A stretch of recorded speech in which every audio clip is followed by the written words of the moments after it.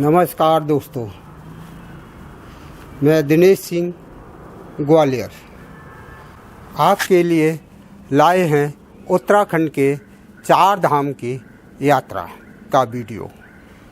यमुनोत्री धाम,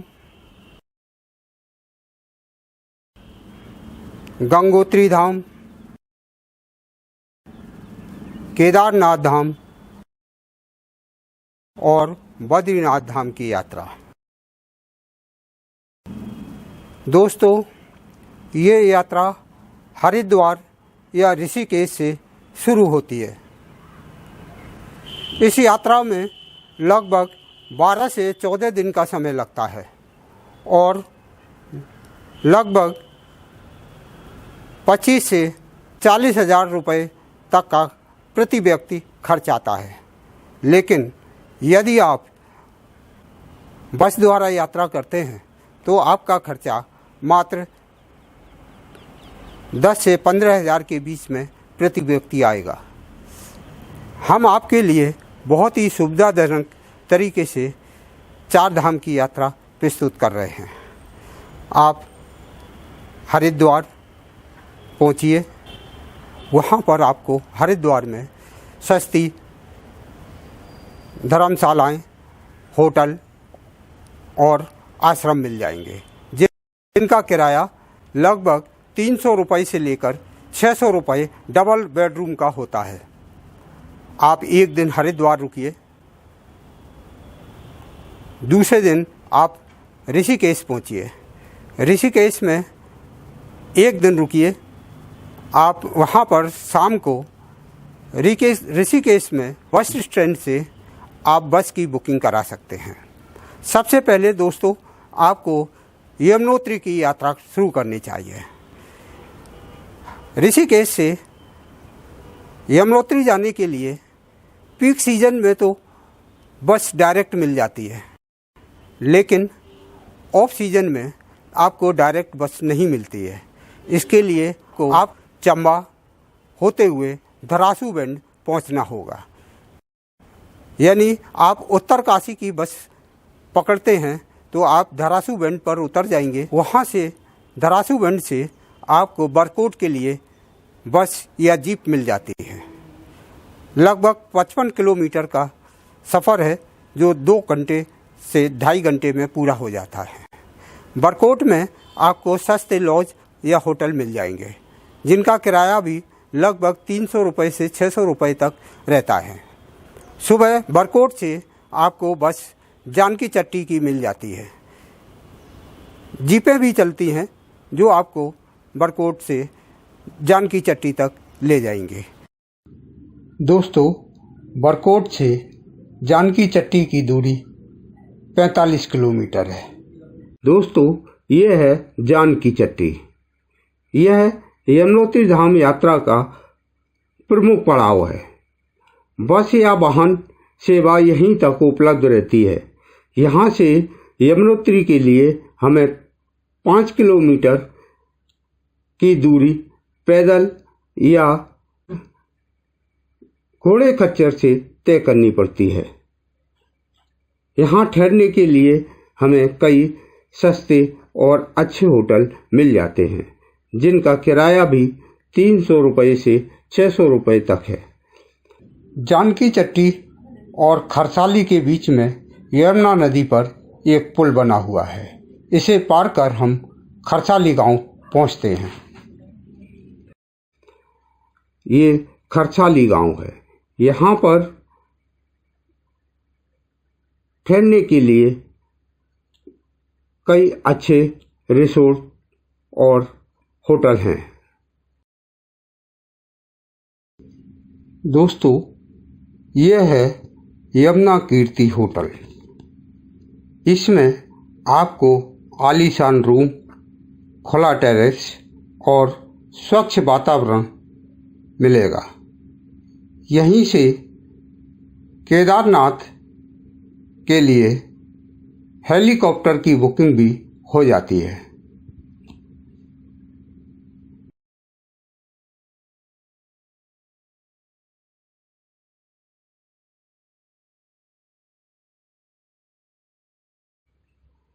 यहाँ पर यमुना माता और शनिदेव का प्राचीन मंदिर है। यह है यमुना माता का प्राचीन मंदिर। यमुनोत्री धाम की शीतकालीन पूजा यहीं पर संपन्न होती है। माँ यमुना जी सूर्यपुत्री है, यमराज और शनि महाराज जी की बहन है। जो यमुनोत्री यात्रा आता है उसे यम यात्रा नहीं मिलती। सूर्यलोक की समासदे ब्रह्मलोकी महती, उस सूर्यलोक को प्राप्त होता है। 4 धाम है। पहले धाम भक्ति स्वरूपा माँ यमुनोत्री है, गंगोत्री ज्ञान है, केदारनाथ में वैराग्य और बद्रीनाथ में मोक्ष की प्राप्ति होती है। यथो दर्शन मात्रेणम शिवता इति मानव।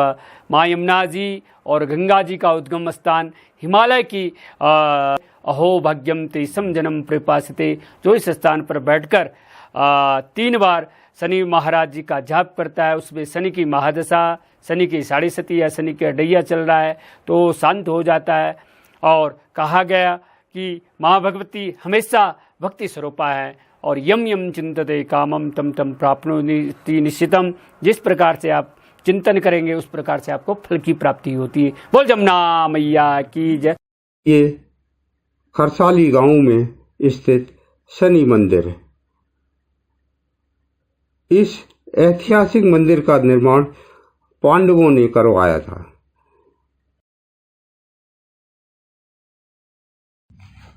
दोस्तों, जानकी चट्टी से यमुनोत्री की दूरी 5 किलोमीटर है। इसे हमें पैदल या घोड़े खच्चर द्वारा पूरी करनी पड़ती है। सीधी खड़ी चढ़ाई है जिसे चढ़ने के लिए कम से कम 2 से 3 घंटे का समय लगता है। बीच में विश्राम करने के लिए 3 शेड बने हुए हैं और बीच में भैरव बाबा का एक छोटा सा मंदिर है। यमुनोत्री धाम में यात्रियों के ठहरने के लिए होटल और धर्मशालाएं भी बनी हैं।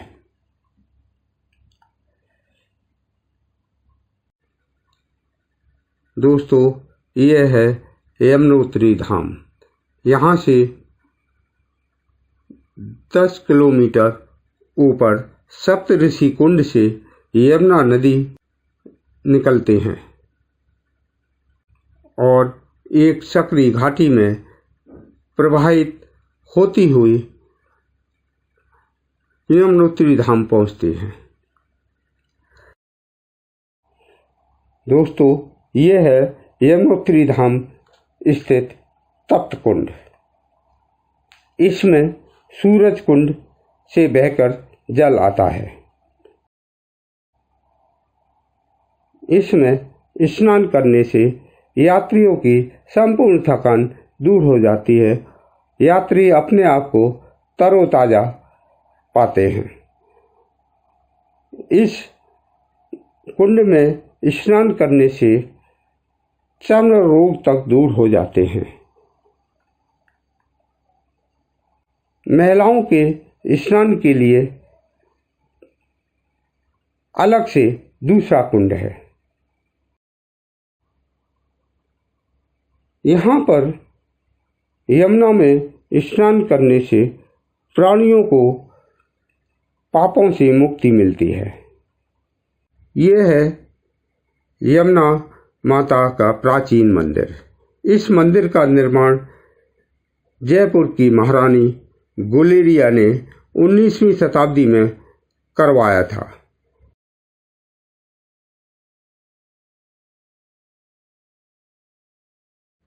मंदिर के निकट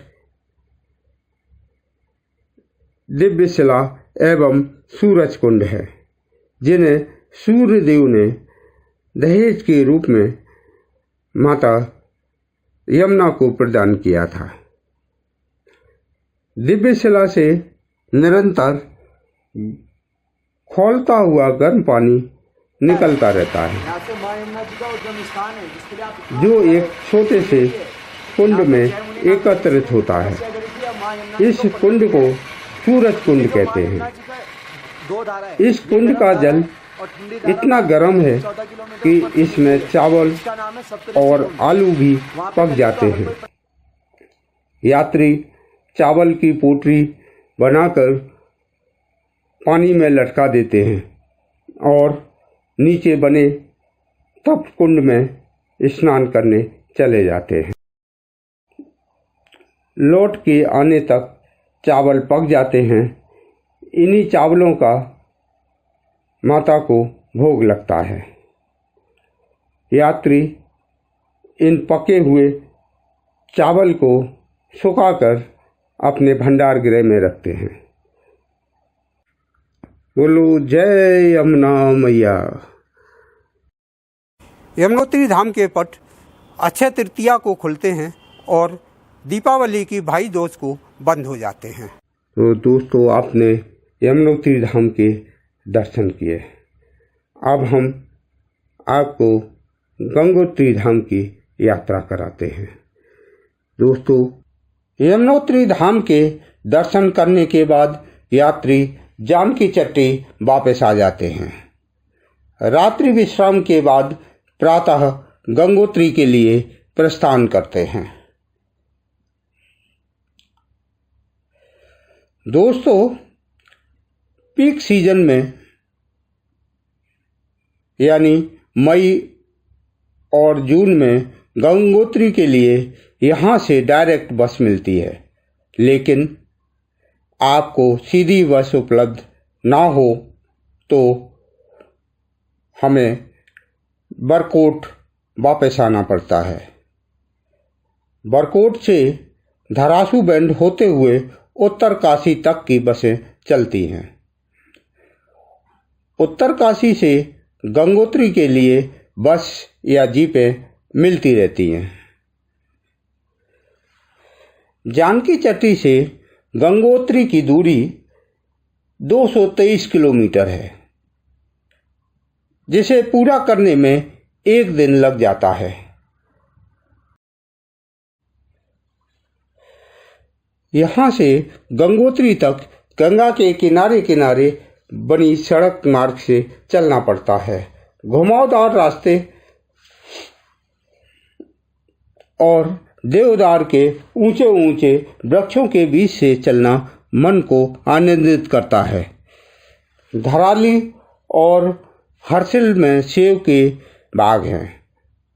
सड़क के किनारे लगे सेब के स्टॉल यात्रियों को आकर्षित करते हैं। दोस्तों, पूरा गंगोत्री धाम देखने के लिए हमें 1 दिन का समय लगता है। लोग जल्दी में गंगा में स्नान करते हैं और गंगोत्री धाम मंदिर में दर्शन करके लौट आते हैं, जबकि यहाँ देखने के लिए सूरज कुंड, पार्वती कुंड, पांडव गुफा, भगीरथ शिला दर्शनीय हैं। इसे देखना ना भूलें।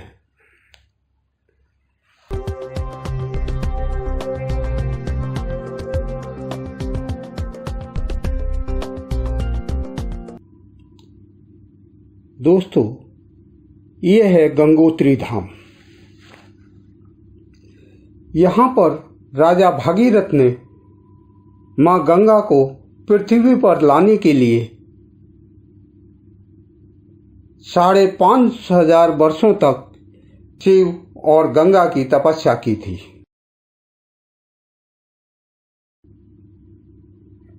ये है गंगोत्री धाम का स्नान घाट। यहाँ पर यात्रीगण स्नान करते हैं, माँ गंगा की पूजा और आराधना करते हैं, अपने पितरों का तर्पण करते हैं। स्नान घाट पर भगीरथ शिला पर बने छोटे से मंदिर में राजा भागीरथ को तपस्या करते हुए दिखाया गया है। भगीरथ शिला के दर्शन के पश्चात यात्री गंगोत्री धाम मंदिर पहुंचते हैं। यह है गंगोत्री धाम मंदिर। मंदिर में माँ गंगा की भव्य प्रतिमा है। सुबह और शाम माँ गंगा की विधिवत पूजा आरती होती है।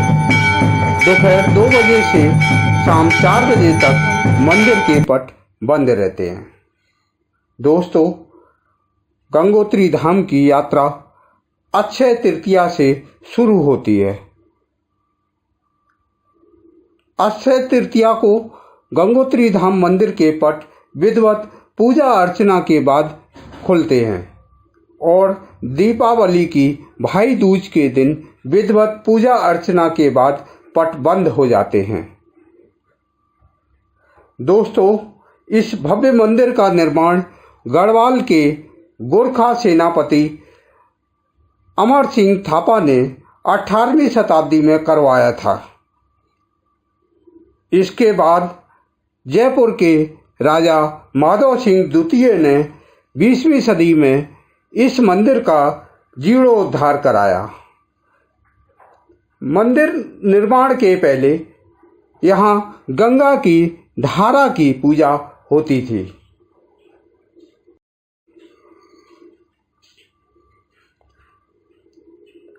गंगोत्री धाम मंदिर से मात्र 200 मीटर की दूरी पर सूरज कुंड है।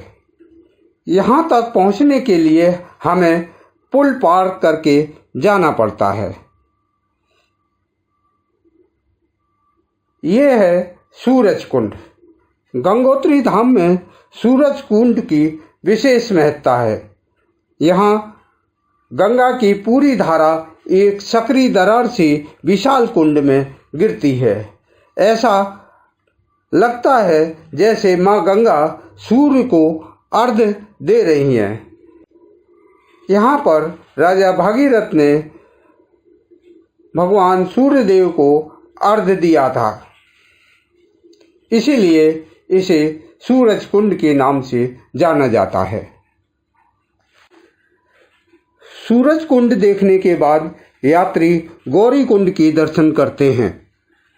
सूरज कुंड से 300 मीटर आगे गौरी कुंड है, जिसका रास्ता थोड़ा कठिन है। यहाँ पर भगवान शंकर ने गंगा को अपनी जटाओं में धारण किया था। गंगा की धारा कुंड में बने शिवलिंग के ऊपर गिरती है और शिवलिंग की परिक्रमा करते हुए आगे प्रवाहित होती है। यह है गौरी कुंड।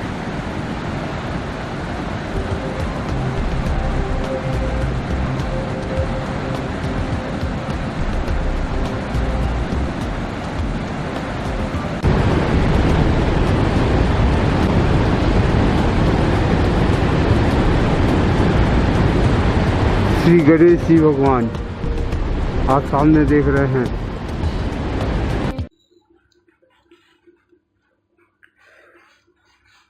गौरी कुंड के दर्शन के पश्चात यात्री पांडव गुफा के दर्शन करते हैं। गौरी कुंड से पांडव गुफा की दूरी 1.5 किलोमीटर है। इसके लिए हमें देवदार और चीड़ के ऊंचे ऊंचे वृक्षों के बीच बने पगडंडी मार्ग से जाना पड़ता है। इस मार्ग में विशाल पत्थरों के नीचे बनी गुफा में कई साधु तप करते हुए देखे जा सकते हैं।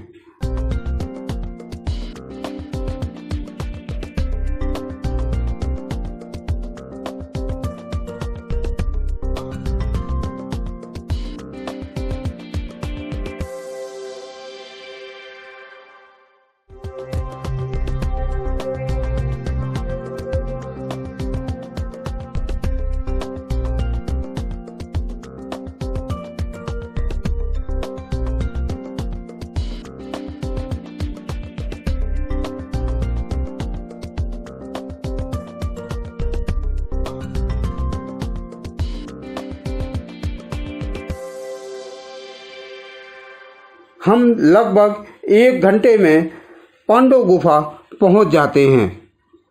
एक विशाल चट्टान के नीचे विशाल गुफा है। पांडवों ने गंगोत्री धाम यात्रा के समय इसी विशाल गुफा में विश्राम किया था। वर्तमान समय में इसमें एक साधु महाराज रहते हैं। बाबा रामदेव जी ने भी कुछ समय इस गुफा में विश्राम किया था।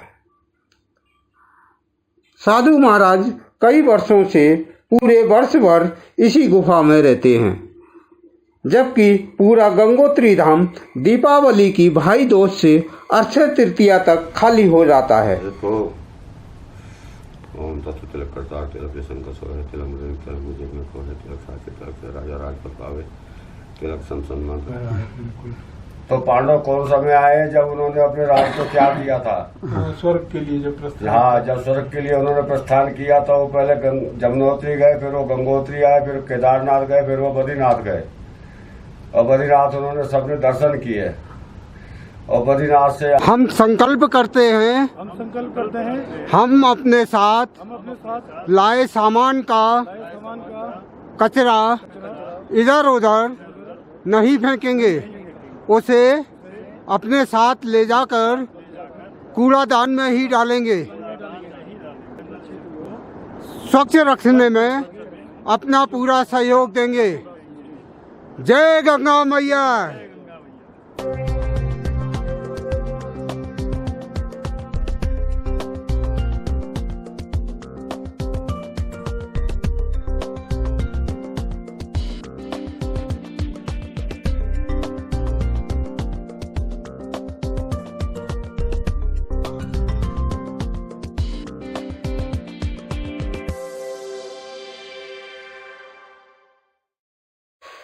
पांडव गुफा के दर्शन के बाद यात्री अपने होटल वापस आ जाते हैं और अपना सामान पैक करके आगे की यात्रा श्री केदारनाथ जी के लिए प्रस्थान करते हैं। बोलो जय गंगा मैया।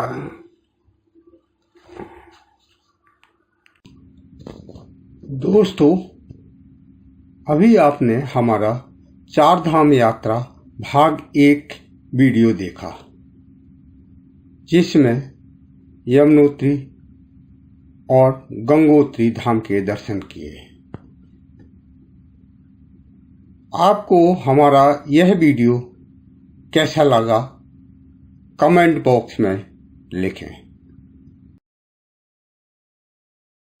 हमारे 4 धाम यात्रा भाग 2 वीडियो में श्री बद्रीनाथ धाम और केदारनाथ धाम की यात्रा करेंगे। हमारा वीडियो आपको अच्छा लगा हो तो आप सब्सक्राइब, लाइक और बेल पर क्लिक करें और अपने सुझाव हमें कमेंट में लिखें।